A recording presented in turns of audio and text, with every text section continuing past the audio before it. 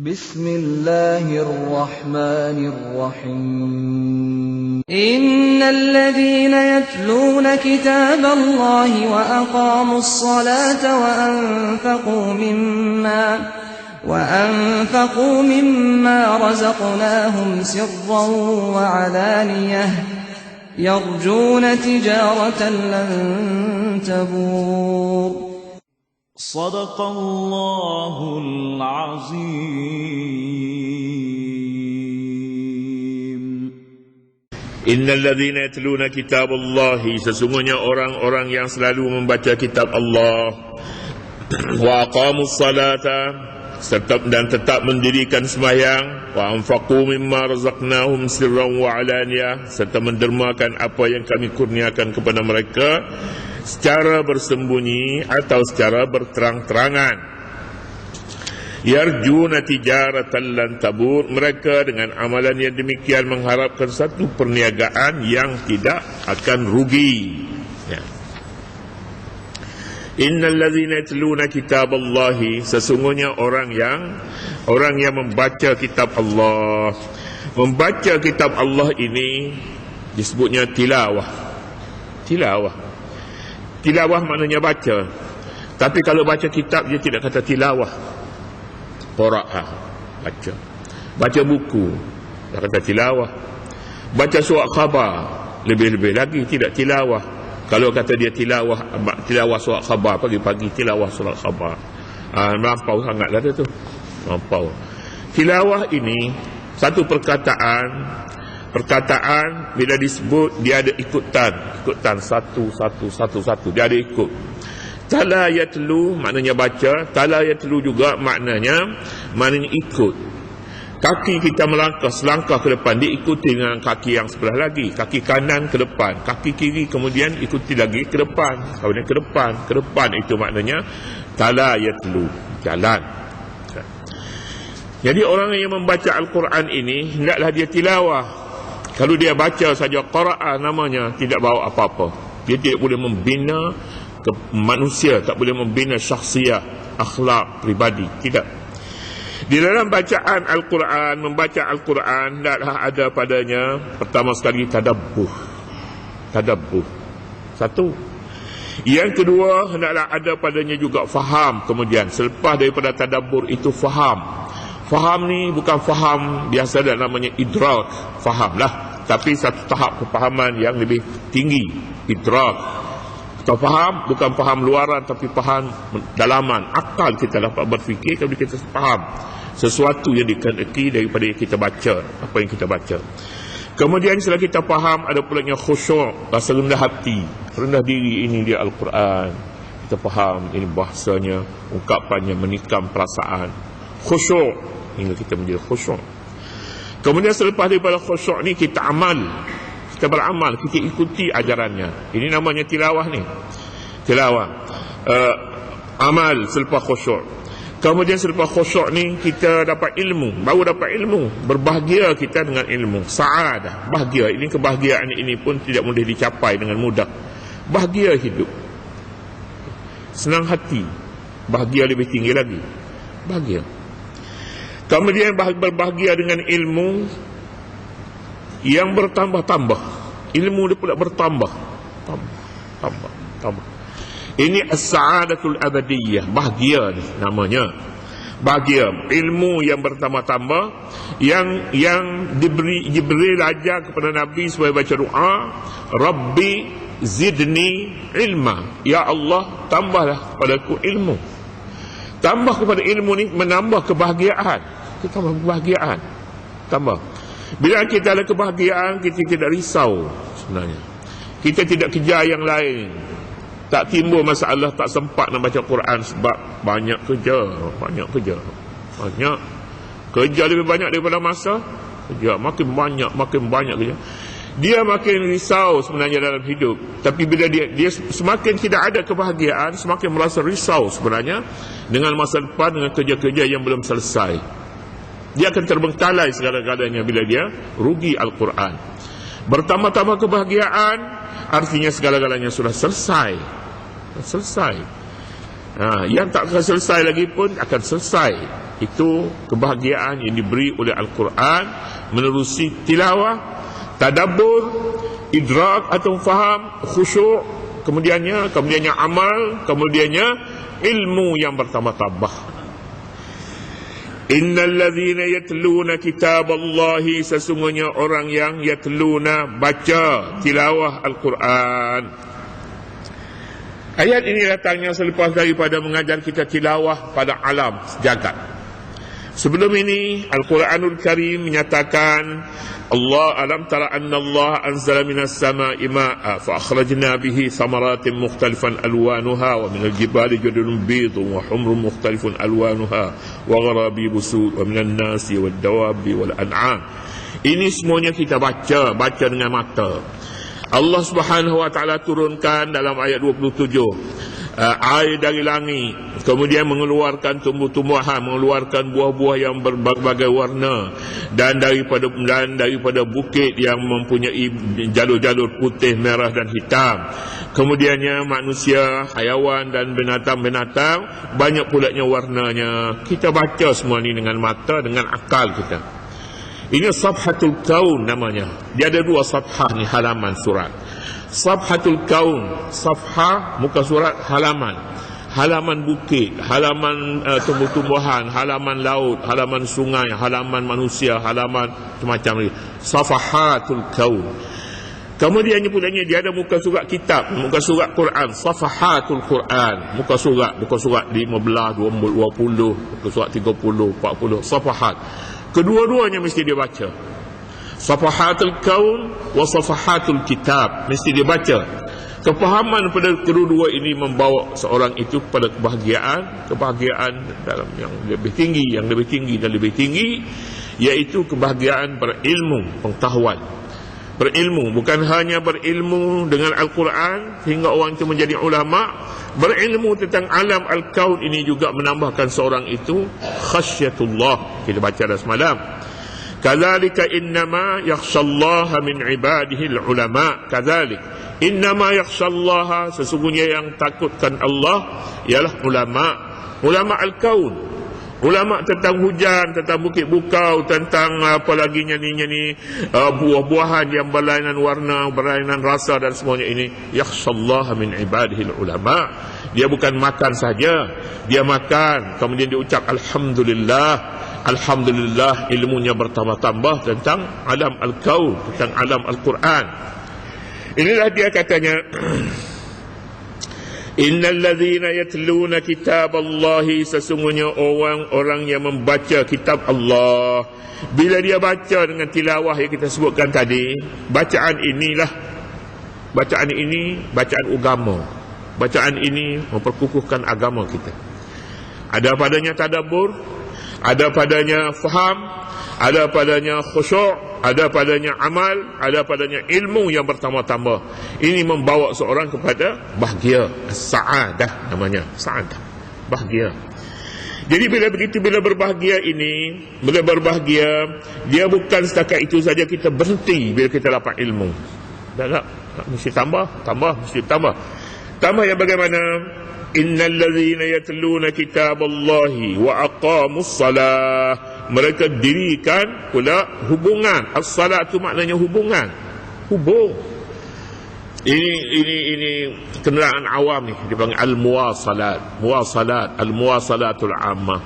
Kenderaan awam, alat perhubungan.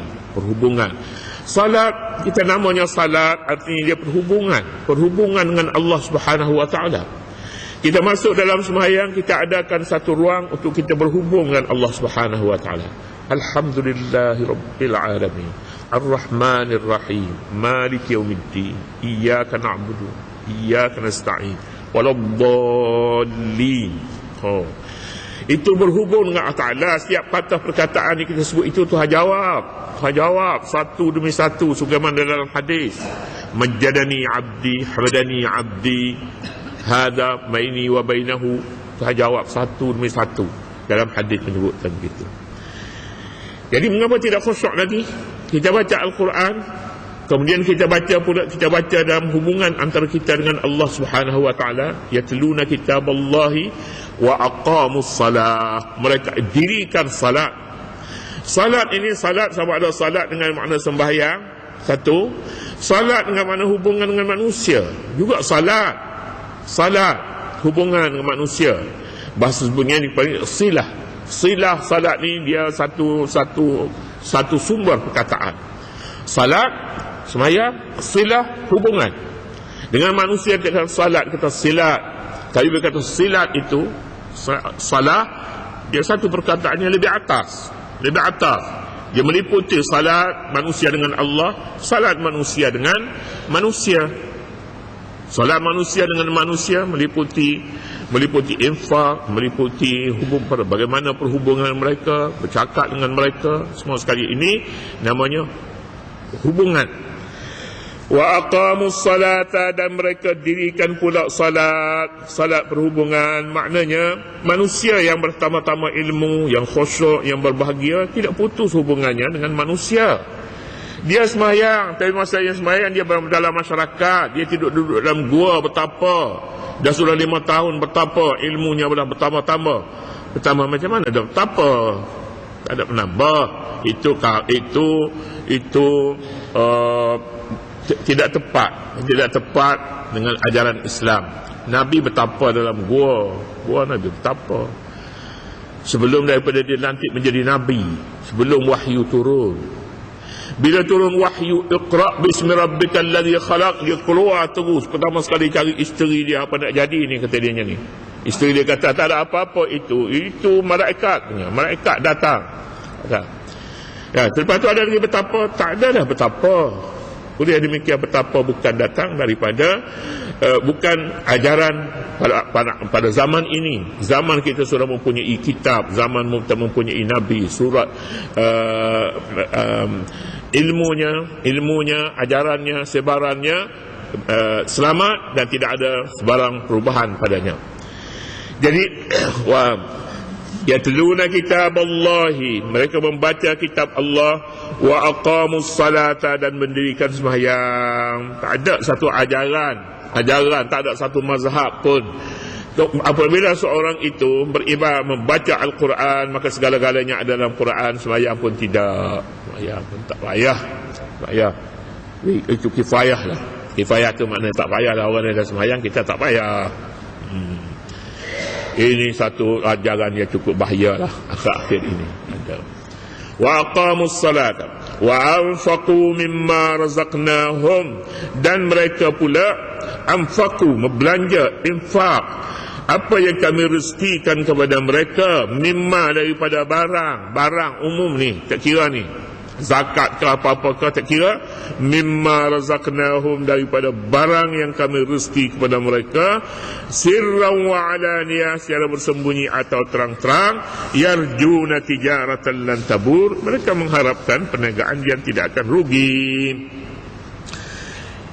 Mimma razaqnahum, satu perkataan yang mutlak. Mutlak ni maknanya dia meliputi, kalau kita ada ilmu, kalau kita ada harta kita infak, belanja untuk masyarakat, untuk orang lain juga. Kalau kita banyak harta, kalau cukup makanlah. Yang lebih daripada makan itu mestinya kita panjangkan kepada orang yang memerlukan makanan.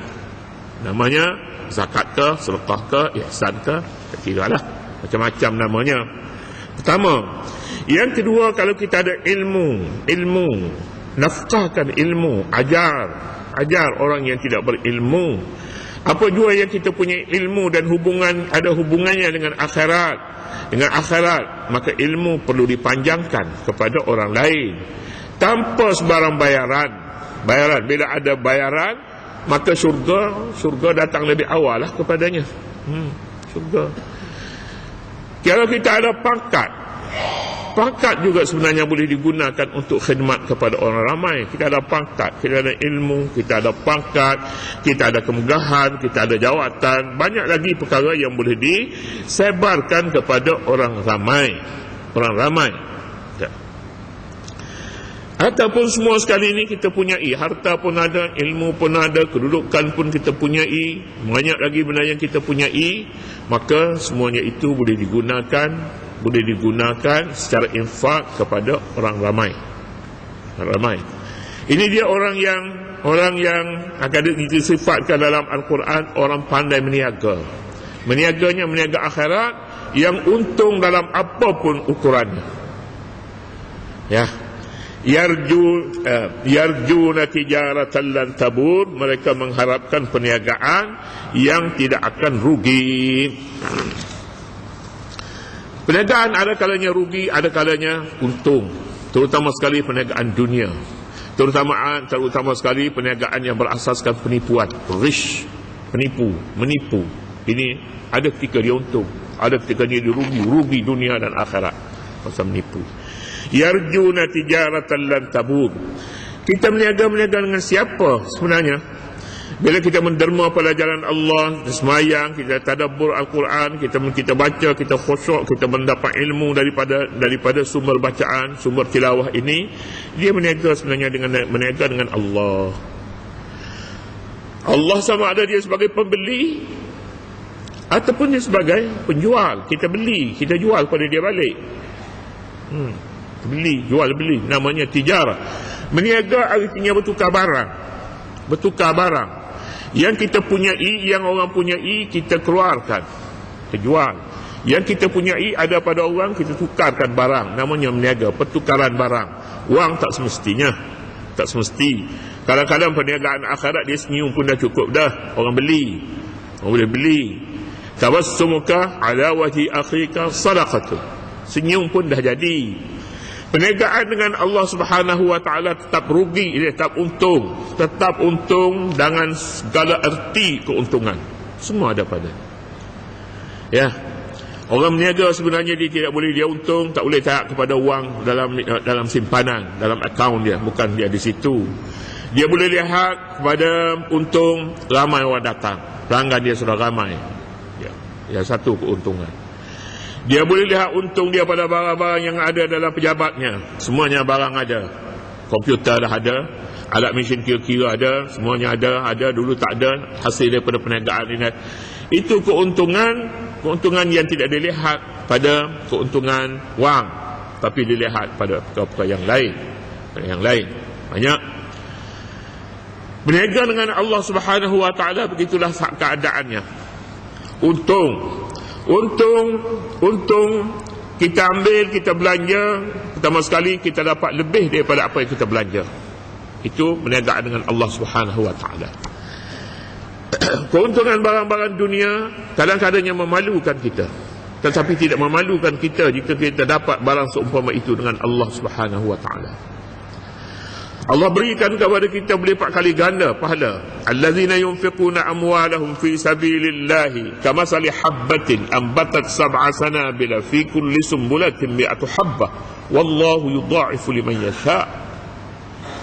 Bandingan orang yang nafkahkan harta mereka di jalan Allah bagaikan sebiji benih, kamathali habbatin, bagaikan sebiji benih yang menumbuhkan 7 tangkai. Fi kulli sumbulatin mi'atu habbah, pada setiap tangkai pula 100 biji.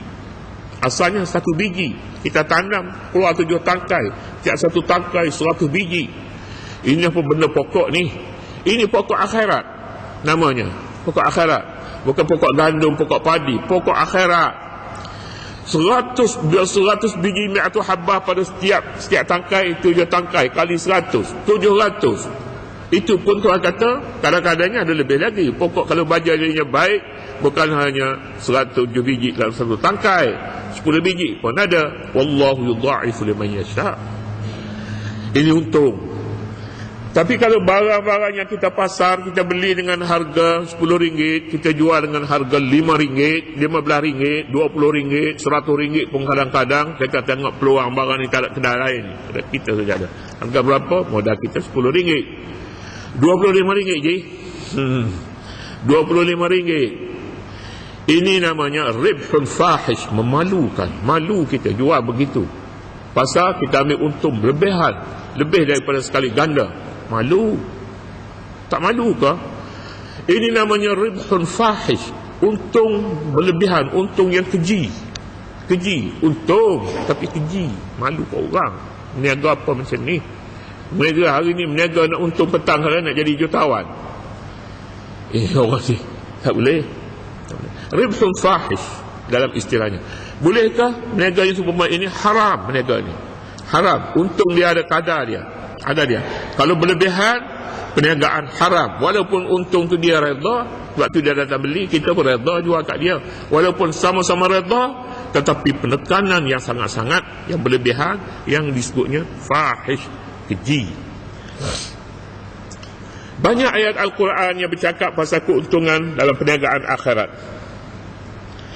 Keuntungan kadang-kadangnya Allah Subhanahu wa taala membuat kempen untuk mendapat untung ini.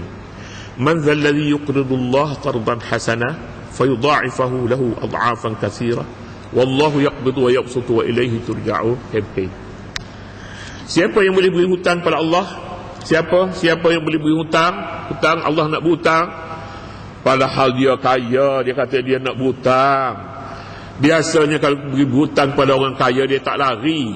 Dia kata minggu depan lah. Kadang-kadangnya dia kata minggu depan, petang ni dia datang bayar. Itu meniaga dengan orang kaya. Meniaga dengan orang miskin, dia nak berhutang, tapi bila hutang tak nampak batang hidung pun dah. Tak ada dah, dia lari dah orang ni. Jadi setengah orang kata, kita bagi sajalah, tak payah hutang lah dengan dia. Kamu nak berhutang berapa? Kalau bolehnya 5,000. Dia tak main kecil pasal dia ni, lepas ni dia lari dah 5,000. Beginilah, ambil 500 cuma lah. Pergilah, nak pergi ke mana pun. Begitu. Tapi Allah Subhanahu wa ta'ala bila dia tawarkan dirinya untuk memberi hutang, Allah Subhanahu wa ta'ala tahulah kita bahawa ini kempen orang kaya. Tentunya dia tepat dengan janjinya. Man zal ladzi yuqridu Allah qardan hasana, siapa yang memberi hutang pada Allah dengan hutang yang baik, al-qardul hasan namanya. Istilah sekarang ni al-qardul hasan, ada juga di bank guna al-qardul hasan. Tapi tidak hasan macam mana? Kadang-kadang Husain pun ada. Hasan tidak. Baik. Man zal ladzi yuqridu Allah qardan hasana fayudha'ifahu, lalu dia bayar ganda. Adha'afan katsirah, beratus-ratus kali ganda diberi. Mari siapa nak hutang, nak beri hutang, itu dia perniagaan dengan Allah Subhanahu wa taala. Berniaga pun berhutang pun salah satu daripada bentuk perniagaan. Kita berniaga tapi hutang sebenarnya. Dalam satu ayat suratul Saff, Allah berfirman, Ya ayyuhalladzina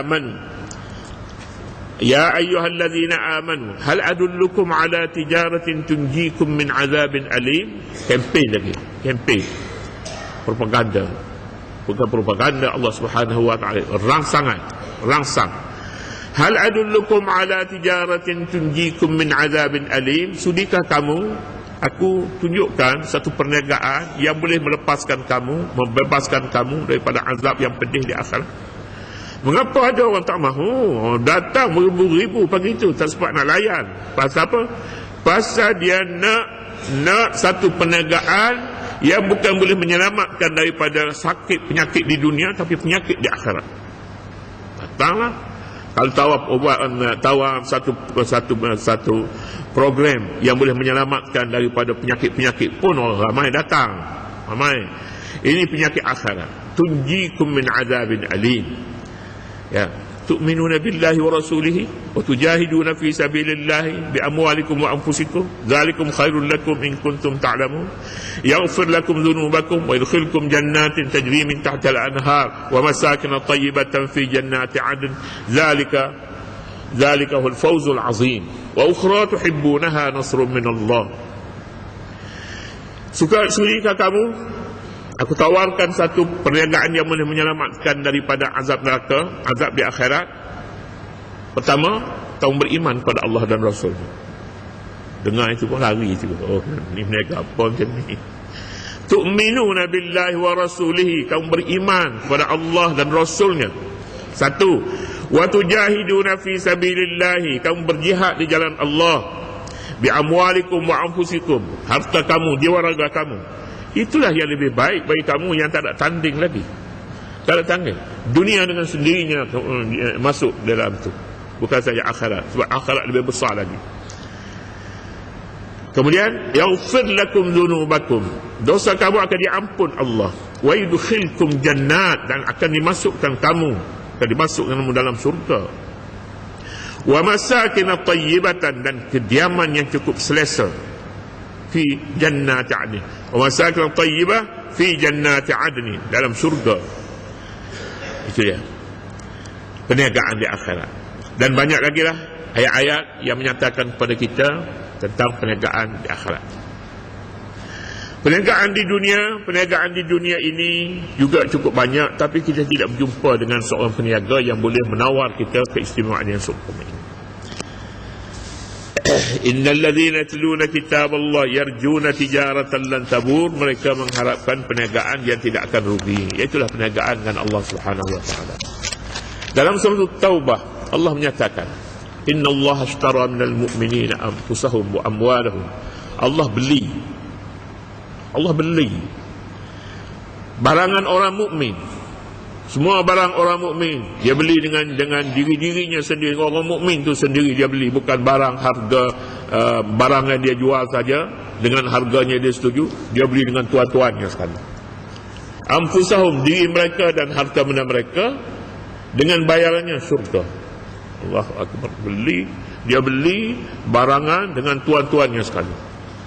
Kalau kita nak bergaul dengan budak-budak, dia jual barang-barang. Berapa harga barang ni pakcik nak beli dengan tuan-tuannya sekali? Nak beli dengan tuan-tuan sekali ni pakcik ni terpengaruh sangat. Dan ni dia pergi dia datang pasal dia nak beli tuan. Kalau boleh tuan kat dia, tuan jual tu, orang menjual tu, dia tak datang lah. Itu maknanya macam tu lah. Allah Subhanahu wa taala mempunyai pembeli, merupakan seorang pembeli yang sangat istimewa sebab dia beli barang dan dengan orang mukmin yang melakukan amal ibadat itu. Innallaha ashtara minal mu'minina anfusahum wa amwalahum bi'annahumul jannah. Macam mana penjualan dia? Yuqatiluna fi sabilillah fayaqtuluna wa yaqtuluna. Mereka berjihad di jalan Allah lalu mereka syahid.